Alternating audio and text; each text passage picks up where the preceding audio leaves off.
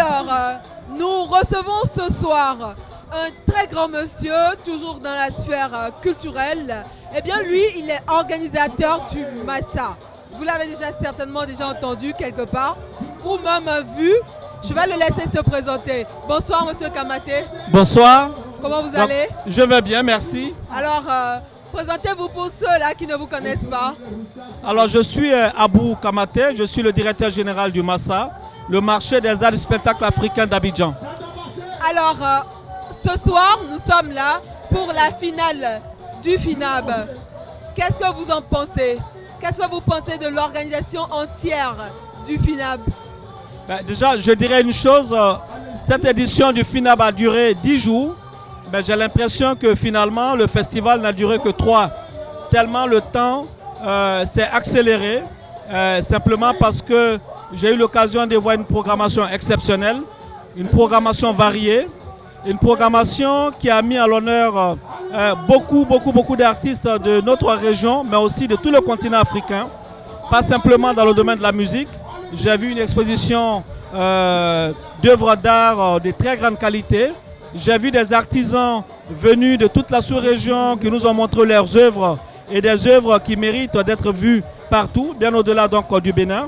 J'ai vu aussi des restaurateurs qui nous ont permis de valoriser la gastronomie béninoise et la gastronomie africaine. Donc pour résumer, je pense que je viens de participer à une édition exceptionnelle d'un festival qui va compter désormais dans l'agenda culturel du continent africain. Eh bien, merci. Merci pour ces mots. Le FINAB, on peut espérer dans 10 ans, dans quelques années encore, de belles choses avec le FINAB pour la culture et l'art au Bénin et sur le plan international. Écoutez, je ne parlerai pas même d'espoir parce que vous disiez on peut espérer. Là, de ce que je vois, je parlerai plutôt avec une certaine forme de certitude que ce festival-là va nous offrir des choses inoubliables. Le FINAB n'a que 3 ans. On a l'impression que c'est un festival qui existe depuis toujours. Exactement. Regardez tout ce monde autour. Nous sommes un dimanche. Avoir tous ces jeunes, sur cet espace-là, des milliers de jeunes qui se réunissent ici, ça veut dire que le FINAB répond à une attente, à un besoin de cette population. Au-delà d'ailleurs des artistes, à part de ce grand public, nous avons beaucoup d'artistes qui sont encore là. Regardez l'heure, madame. Donc moi je suis extrêmement optimiste et je dirais que ce n'est pas dans 10 ans, on a la 3e édition, déjà la 4e fera que le Bénin va encore cocher une case supplémentaire dans son positionnement de carrefour culturel sur le continent africain. Eh bien, merci.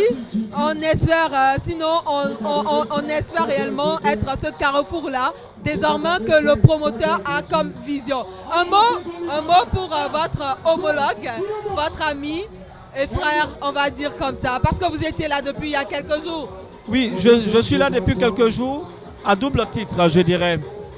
D'abord, au titre déjà de ma fonction de directeur général du Massa, je pense qu'il est important que les événements structurants sur le continent puissent travailler ensemble. Exactement. Il faut que nous nous donnions la main parce que c'est de cette façon que nous allons nous imposer non seulement sur le continent et nous imposer au monde. Et donc je suis là pour cela, pour affirmer ma solidarité et mon soutien, celui du Massa, à un événement qui promeut la créativité africaine. Mais également, je suis là en tant que frère parce que Ulrich Adjovi est un jeune entrepreneur qui fait la fierté du Bénin et qui fait aujourd'hui la fierté de l'Afrique. Donc il ne pouvait pas en être autrement pour l'aîné que je suis, que je ne sois pas là pour lui dire que je suis fier de lui et que le Bénin et l'Afrique sont fiers de lui. Merci à vous. C'est moi qui vous remercie. Merci de votre passage au Bénin et sur le FINAB. Vive le FINAB et j'invite les uns et les autres à revenir encore plus nombreux pour la prochaine édition en 2026. Merci. Merci à vous.